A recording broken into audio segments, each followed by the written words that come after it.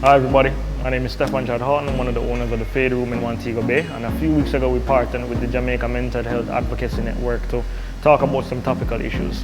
One of those things was violence in relationships, and we genuinely felt like men felt a little bit more comfortable talking in a barbershop setting, you know, where you can reason and rap with different people. You may not even necessarily need to know them. So we decided to try it out, talking about that topic, and here's how it went.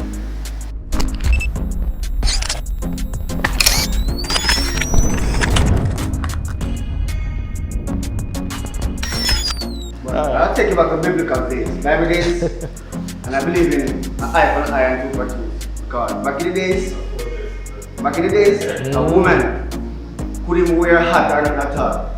Right? Woman be a woman. Now woman can do anything they want to. But the olden days, tradition will come from roots. Yeah. So hold on, let me stop you there. So there's a point that was brought up earlier in the conversation. I think it's probably before you walked in about, you know, there's a thing that they refer to as toxic masculinity. Like, because I'm a man, I am right, and because I make more money than. Hold on. Let me just finish my point, then you can get yours. No problem, man. So I'm not saying that's what you're saying, you know. I'm just saying there was a point that was brought up earlier that is probably one of the reasons for this type of mentality that, okay, because I am the man, I am right, the woman has submitted to me. It's almost as if, how dare she go out there and make this decision to or to become violent or whatever she's done to enrage you to become violent to her, how dare she do that? And there's always the flip side of that says, suppose you're with a woman that makes more money than you or is providing for you, does that give her the right to beat you? One of the reasons why we're faced with so much conflict, generally speaking, is because of confusion in terms of gender identity, understanding who we are as men or women, insecurities that are there within the man himself or the woman. And so these insecurities result in behaviors which are generally, for men especially, aggressive in nature. Because we feel insecure in terms of our manhood or maleness. And you know, I don't want to say that, you know, it is not a negative behavior that is present within the female gender, but as we observe, most of the men are responsible for the aggressiveness, the behavior towards the women. We try to dominate the women because of that insecurity or that ignorance in terms of who we are as men. I don't cut them. There's a word called submission.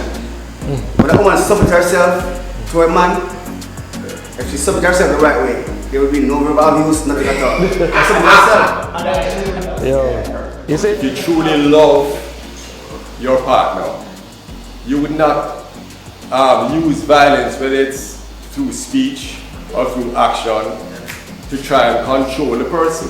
That is not a basis on which love is, that is not a loving action. So I think one of the missing elements generally in society, and especially in male relationships, is love. And so we are seen as utility. Women are seen as individuals to meet our needs, right? Sexual needs, emotional needs, all of these needs. So we're not seen as co-partners in life, right? But if you don't meet my needs, then I'm going to discard you. And then if our malehood is not being exalted, if we're not made to feel as if we think we need to feel, which is, you know, strong, aggressive, dominant, then it's going to create a problem for a lot of us, because that is how we define manhood, right? As being aggressive, dominant, controlling, and that will not work well for any relationship.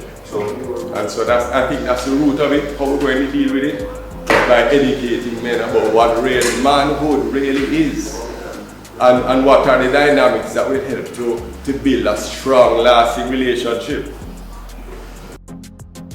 Alright guys, thank you for joining us. That was the end of part 2 of our discussion. Tell us your thoughts, tell us everything you're feeling about the discussion in the comments, and we look forward to seeing you again for part 3.